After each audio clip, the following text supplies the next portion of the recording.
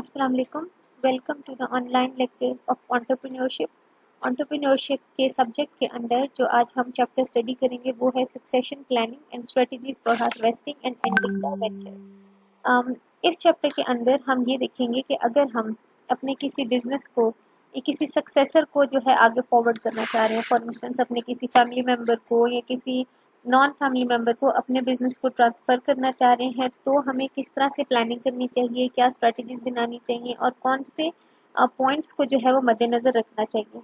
और इसी तरह अगर हमारा बिजनेस मेच्योर हो चुका है तो उससे हमें प्रॉफिट्स को किस तरह से रीप करना है। हार्वेस्टिंग मीन्स कि हमें प्रॉफिट्स को कैसे उसमें से एक्सट्रैक्ट करना है। And ending the venture, and if there is a situation जहाँ पे हमें अपने बिजनेस को मज़ीद कंटिन्यू नहीं करना, तो इस किस्म की सिचुएशन में हमें क्या करना है।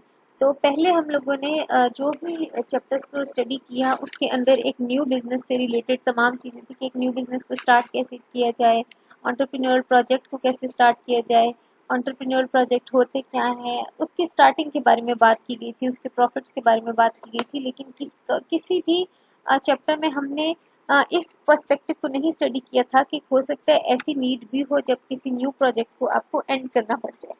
तो इस चैप्टर में हम इस नीड को स्टडी करेंगे कि अगर हमें किसी वेंचर को एंड करना पड़ जाता है या किसी वेंचर को वाइंड अप करना पड़ता है या उसको आगे ट्रांसफर करना पड़ता है, सक्सेसर को देना पड़ता है, तो हमें क्या करना चाहिए। सो लेट्स स्टडी कि हमें क्या करना चाहिए। फर्स्ट स्लाइड में है सक्सेशन प्लानिंग। सक्सेशन होता क्या है, अपने सक्सेसर को कोई चीज़ ट्रांसफ़र करना। और सक्सेसर होता है जो आगे आपका जाननशीन होता है या जो ऐसा पर्सन जिसको जो आपके बाद किसी चीज़ को संभाले, तो उसको आपका सक्सेसर कहा जाता है। तो कुछ पॉइंट्स को स्टडी कर लेते हैं कि सक्सेशन प्लानिंग के अंडर कौन से पॉइंट्स हैं जो कि जहन में रखना इम्पॉर्टेंट है जब आप अपने बिजनेस को ट्रांसफ़र कर रहे हो। Allow sufficient time for the process by starting early।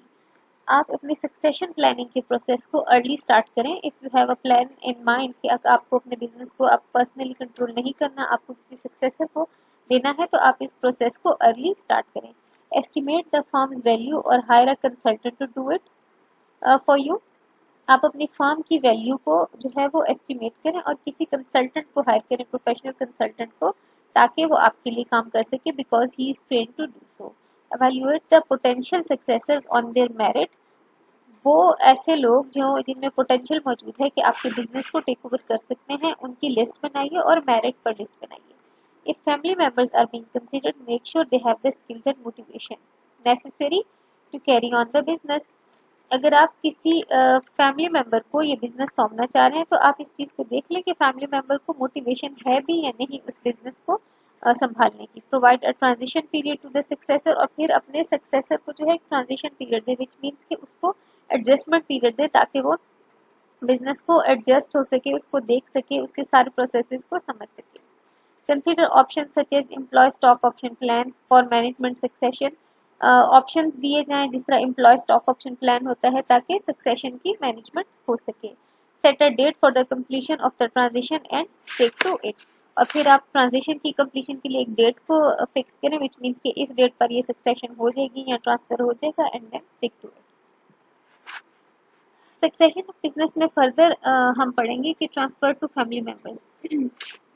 अगर आप इस बिजनेस को हैंड ओवर करना चाह रहे हैं किसी फैमिली मेंबर को, तो आपको कौन से पॉइंट्स को जहन में रखना है।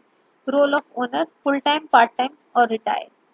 जो ओनर होगा, विच मीन्स कि जो बंदा अपना बिजनेस ट्रांसफर आगे कर रहा है, तो वो कितने परसेंट ट्रांसफर बिजनेस कर रहा है, विच मीन्स कि फुल बिजनेस दे रहे हैं, आधा दे रहे, विच मीन्स पार्ट टाइम किसी बंदे को अपने जो है वो एज ए सक्सेसर हायर कर रहे हैं, या टोटली रिटायर हो रहा है बिजनेस से। ठीक है। इसी तरह फैमिली डायनेमिक्स आप देखेंगे कि किस मतलब कितने इमीडिएट फैमिली मेंबर को बिजनेस सक्सेस जो है वो दिया जा रहा है, विच मीन्स के बिल्कुल इमीडिएट फैमिली मेंबर है, लाइक बेटा है या भतीजा है या फिर कोई दूर दराज का फैमिली मेंबर है।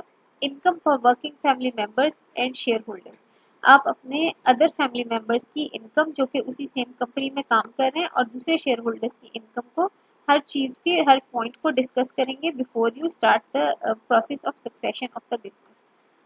ट्रांजिशन बिजनेस एनवायरनमेंट, जिस बिजनेस की ट्रांजिशन आप कर रहे हैं उसकी बिजनेस की इन्वायरमेंट कैसी है, विच मीन्स के either it is a tall structure, either it is a broad structure, it is a flat structure of business, या फिर वो ट्रांजिशन जो हो रही है बिजनेस की उसकी क्या नेचर है, किस किस्म का कॉर्पोरेट कल्चर है उसका,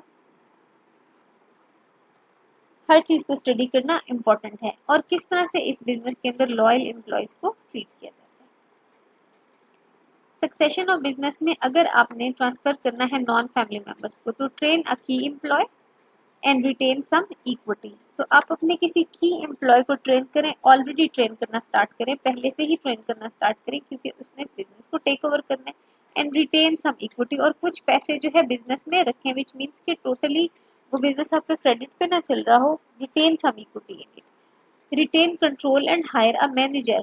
आप अपना कंट्रोल उस बिजनेस के ऊपर रखें और एक मैनेजर को हायर करें ताकि उसकी ट्रेनिंग हो सके। सेल द बिजनेस आउटराइट, और फिर अपने बिजनेस को सेल करें।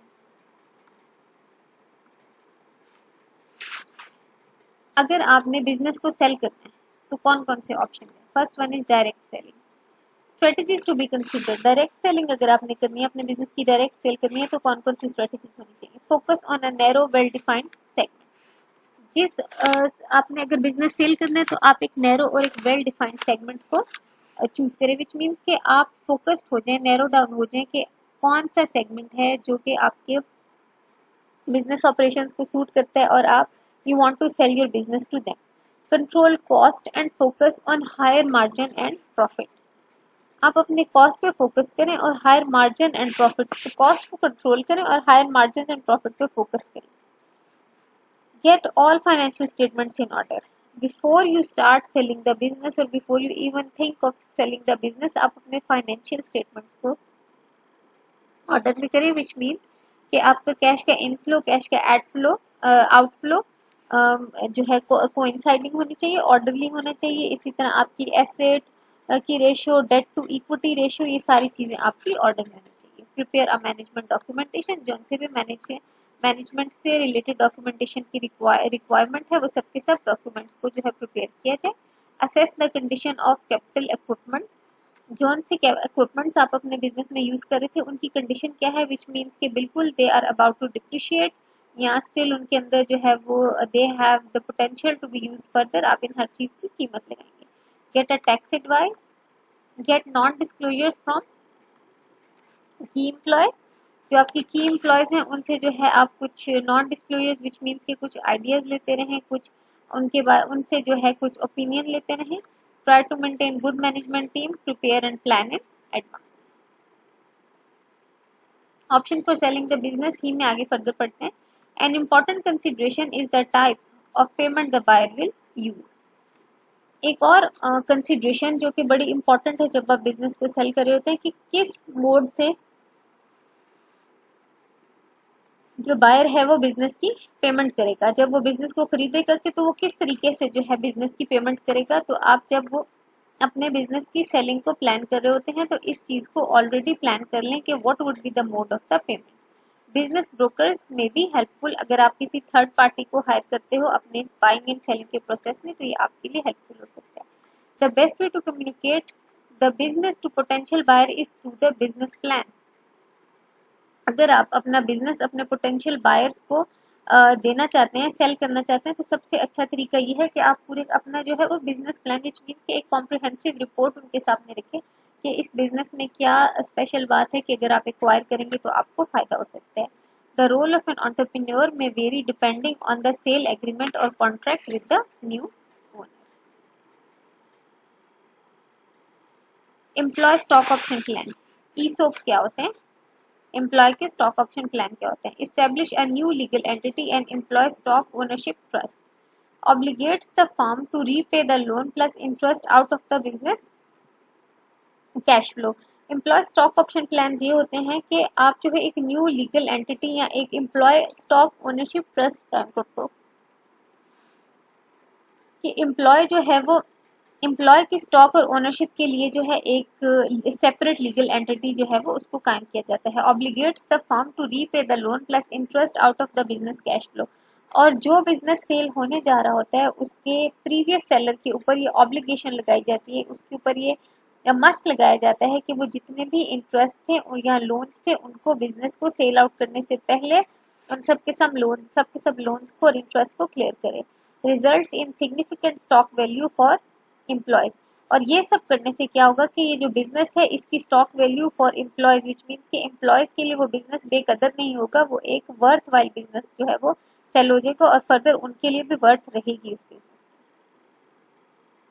अच्छा, बिजनेस अगर आप डायरेक्ट सेलिंग करें तो आपको क्या एडवांटेजेस हो सकते हैं? Motivates the employees to put an extra time और एफर्ट, क्योंकि एम्प्लॉयज को जो है एक सेपरेट स्टॉक वैल्यू मिल रही है, उनके जो है जो पेमेंट्स थी या उनके लिए जो भी एडवांटेजेस थे वो हर्ट नहीं हो रहे, एम्प्लॉयज को बल्कि एक्स्ट्रा केयर दी जा रही है। तो अगर आप डायरेक्ट सेलिंग कर रहे होते हो बिजनेस की तो एम्प्लॉयज मोटिवेट हो रहे होते हैं और वो एक्स्ट्रा टाइम और एफर्ट लगा रहे होते हैं उस बिजनेस के इस ट्रांजिशन में। प्रोवाइड्स अ मैकेनिज्म टू पे back loyal employees.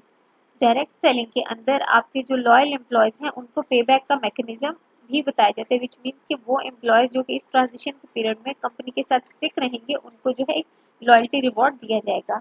Allows transfer of business under a plan return document. और क्या होता है कि ये डायरेक्ट सेलिंग जो है एक प्लान रिटर्न डॉक्यूमेंट के ऊपर होती है ताकि जो है किसी भी किस्म की कोई प्रॉब्लम क्रिएट ना हो सके। Options for selling the business. Second option है management buy out, usually involves the direct sale of a venture for some predetermined price. इसके अंदर क्या होता है कि एक ये डायरेक्ट सेल ही होती है जिस तरह से पहले हमने पढ़ा, लेकिन इसके अंदर एक प्राइस आपने प्री डिटर्मिन की हुई होती है। To establish a price, the entrepreneur should have an appraisal of all the assets. For instance अगर मैं कहूँ कि मेरा एक रनिंग बिजनेस है और मैं उसको 1 अरब से नीचे नहीं सेल करूंगी, तो ये मैंने प्राइस को प्री डिटर्मिन की है। और मैंने प्री डिटर्मिन किस तरह की है कि मैंने सब के सब एसेट्स के वर्थ का अंदाजा लगाया। Determine the goodwill value establish from past revenue, जो भी गुडविल वैल्यू थी उसको जो है पास्ट रेवेन्यू से डिटर्मिन किया है, विच मीन्स कि मेरी कंपनी की जो है नेट वर्थ एक करंट पॉइंट ऑफ टाइम पर क्या थी और उस नेट वर्थ को देखते हुए जो है मैंने अपने एक प्राइस को प्री डिटर्मिन किया है। Sale of a venture can be for cash. जो अगर रीजंस क्या हो सकते हैं अगर आप जो है मैनेजमेंट बाय आउट या प्री डिटर्मिन प्राइस के अंडर जो है अपने बिजनेस को सेल कर रहे होते हैं, तो क्या हो सकता है? रीजंस क्या हो सकते हैं? एक तो आपको कैश की जरूरत है, फौरी कैश की जरूरत है। फाइनेंस थ्रू बैंक्स, आपने जो है उस बिजनेस का जो फाइनेंस था या उसका जो क्रेडिट था वो किसी बैंक से लिया हुआ था और जो you need to pay the cash और you need to pay to the bank, so you have to sell the business through sale of voting और नॉन वोटिंग स्टॉक। और आप अपने बिजनेस को सेल कर सकते हो अगर आप अपना स्टॉक बेचते हो, विच मीन्स कि अपने शेयर्स मार्केट के अंदर बेचते हैं। The entrepreneur may agree to carry a note. अच्छा, अगर जो बिजनेसेस एक सक्सेसफुल बिजनेसेस होते हैं वो जो अगर रन हो रहे होते हैं तो सक्सेसफुल बिजनेसेस समटाइम्स चलते चलते बैंकरप्ट भी हो जाते हैं। तो बैंकरप्सी जो है हम अगले लेक्चर में कम्प्लीटली उस चीज को स्टडी करेंगे, लेकिन लेट्स सी के बैंकरप्सी होता क्या है। Bankruptcy is a legal process through which people or other entities who cannot repay debts to creditor may seek relief from some or all of other debts. Bankruptcy एक इस तरह का legal process है जिसके अंदर जो है जो एंटिटीज जो अपने कर्जों को या अपने डेट्स को और क्रेडिट्स को वापस नहीं कर सकते उनको एक रिलीफ मिलता है, उनको एक रिलीफ दिया जाता है ताकि वो अपने इन डेट्स की तरफ से डेट्स को जो है वो क्योंकि स्टिल वो पे तो कर नहीं सकते, तो उनकी जितनी भी अंडर एक्विजिशन चीजें होती हैं या उन्होंने जो भी चीजें जो है वो प्लेज में रखवाई हुई होती है तो उनको एक्वायर कर लिया जाता है and they go bankrupt, which means के उस कंपनी की जो एग्जिस्टेंस होती है वो खत्म हो जाती है। In most jurisdictions, bankruptcy is imposed by a court order, often initiated by the debtor. जो बंदा जिसका कर्ज अदा नहीं किया जाता वो बैंक वहाँ कोर्ट में जाता है उस कंपनी के खिलाफ क्योंकि उसका कर्ज अदा नहीं कर पाई, उसके खिलाफ केस फाइल किया जाता है और फिर जो कोर्ट है वो डेटर के हक में फैसला देकर एक कंपनी को जो है वो बैंकरप्ट करार दे देता है, विच मीन्स कि उसके सब के सब एसेट्स को एक्वायर करके उनको सेल करके जिन जिन लोगों का कर्ज अदा करना था वो कर्ज अदा किया जाता है। तो ये कॉन्सेप्ट है बैंकरप्सी का। नेक्स्ट स्लाइड्स में या नेक्स्ट जो हमारा लेक्चर होगा उसके अंदर हम देखेंगे कि बैंकरप्सी के क्या एग्जांपल्स हैं और वो किस तरह से इम्प्लीमेंट हुई थी। So this is all from this chapter so for now. Thank you so much. If you have any question you can ask.